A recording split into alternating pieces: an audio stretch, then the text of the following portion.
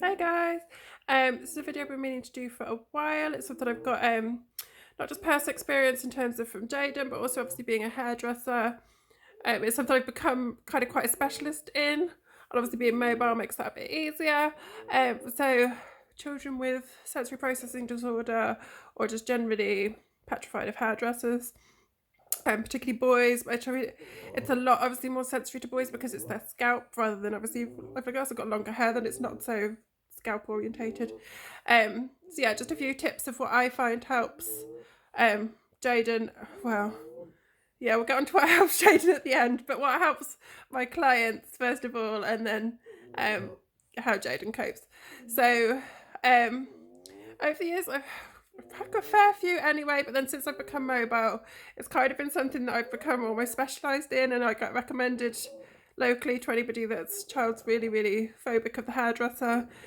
So the first thing I think that's the most important is don't just walk into a random hairdresser's, barber's, whatever else. I think the most important thing is whether your child's verbal or not, that your child is comfortable with that person and builds like a rapport with that person. I would recommend somebody coming to your house if you can, because for one thing, you're not going to get embarrassed, flustered, which I mean you shouldn't do anyway. But I mean, I've got clients who've previously been thrown out of salons partway through haircuts because the salon have given up, that kind of thing. So obviously you're not going to have that in your own home either. And also obviously in terms of sensory overload, a haircut on its own, you know what I mean. A haircut is a massive sensory overload to a child. So to add in, you know, all the different smells in a salon, the different noises, the hair dryers, everything else, that's a huge additional stress to the child. So if they can be in their own home, I tend to, even with, you know, some of these children have been cutting their hair for well over a year, but still it might be 20 minutes before we start the haircut, because transition is another huge thing. And even now when Jaden goes to the barbers, I'm quite happy to sit there for an hour because it helps him get his head around what's about to happen. Even though he's used to the person, he's used to going there. If we walk through the door and they're ready now, boom, in the chair, that's not ideal. I think it's better for them to have time to get their head around it.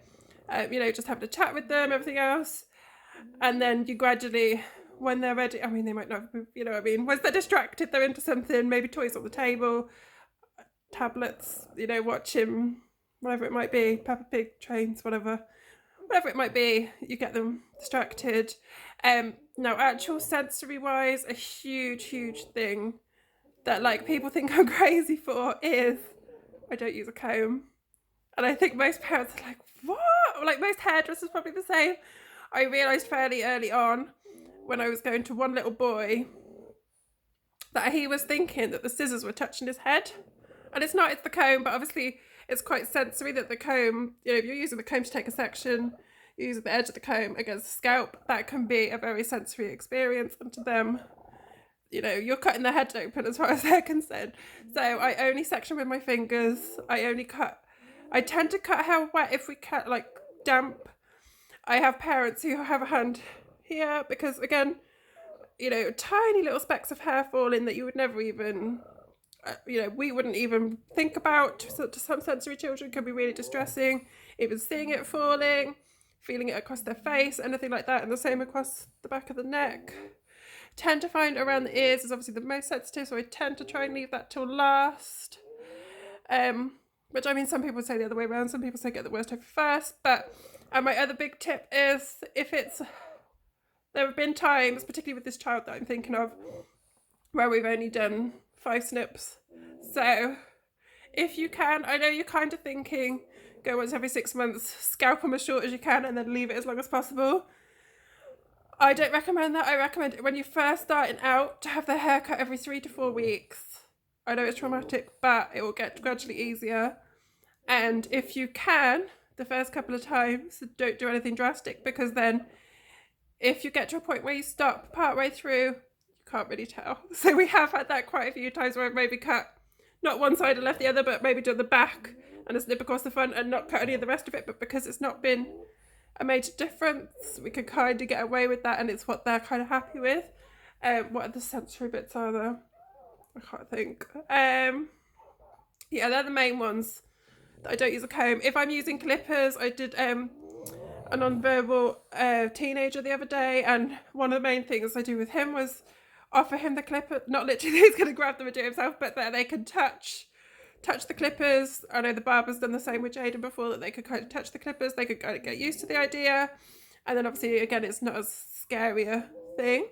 And the other thing I never ever do is I never leave until they've calmed down. So if they've been distressed the whole way through the haircut, I don't just grab my money and go, see you there, bye.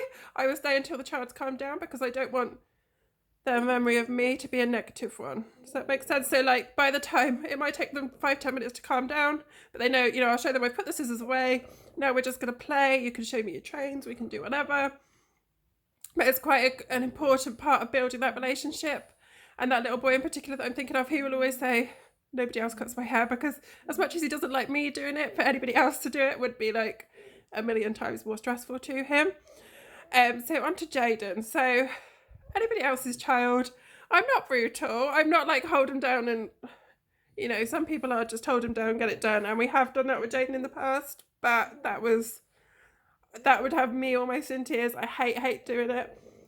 Back when he was 2.5, one of my exes literally just used to like pin him down, get it over with, which I mean, I don't agree with do a snip, let them calm down, do a snip, because they're never going to fully calm down, because they know at some point it's got to continue.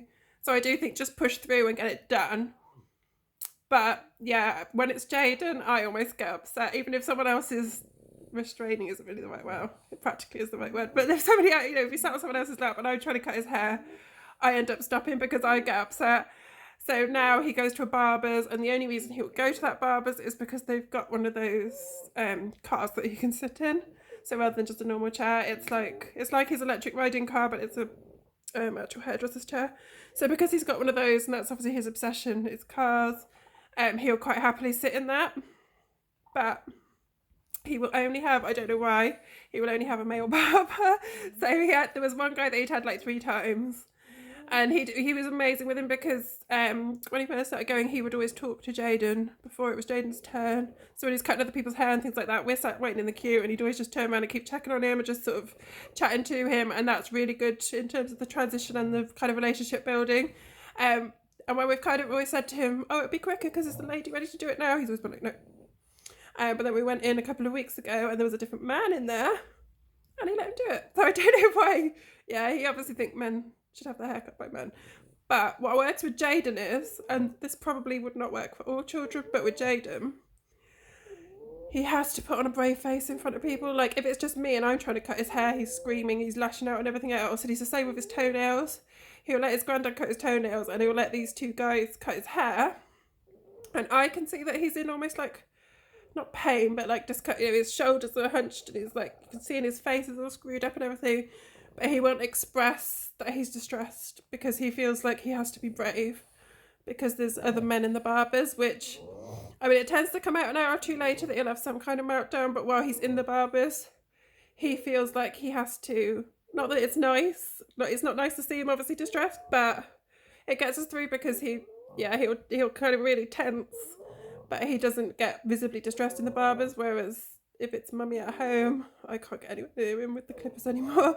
He used to. At one point, he would kind of touch them, hold them, and let me do a tiny bit, but now he's decided that's it. Only the barbers are allowed to do it. I did watch, I think it was like was she an OT or a speech therapist? There was somebody somewhere, and it was about like, I can't even think what the word is. Like light and solid touch. That, you know, like with hair, it's quite tiny little touches. That deep pressure, that's the word I was looking for, deep pressure. So like a really tight, like bear hug and stuff like that before the haircut can help to desensitize. I don't know whether there's really anything in that, but it was a really interesting video about like light and hard, because obviously a lot of autistic children, or probably adults as well, crave that kind of deep pressure, like a really tight hug and things like that. And obviously hair cutting, things like that, is the opposite of being really like tiny little sensations. See, Jaden as well is better with the clippers, because it's one constant like and done, whereas scissors obviously is quite a start, stop, start, stop, start, stop. So everything's different for different children, but there might be, hopefully, a few things in this video that somebody out there might find useful. But I would definitely say the most important thing isn't, oh, that person hasn't worked out, let's try somebody else. That person has tried. Ask on local forums and things like that. Find somebody that specialises in it. Maybe even contact salons beforehand. Explain, how traumatic your child finds it. Go on maybe a quiet day, maybe even when they're closed if they're prepared to do that. But yeah, the most important thing is don't be scared to explain, because I'm an oversharer, so I would always, before I'd even gone into the barbers, I know the lady that owns it anyway, but I'd already kind of messaged the lady and asked, and then when I went in and spoke to the son, I'd kind of explained before we even started, because I'm not someone that's afraid to do that. And I will say, not in front of Jade obviously, but I will say he's got sensory processing difficulties and that kind of thing, and I think that makes it easier for them to understand as well. And you'll find a lot of barbers have got experience in that, but obviously then there'll also be the ones that just want in out, and don't want to spend the time, which you don't want to give them your money either. So yeah, I hope somebody finds this useful. Bye.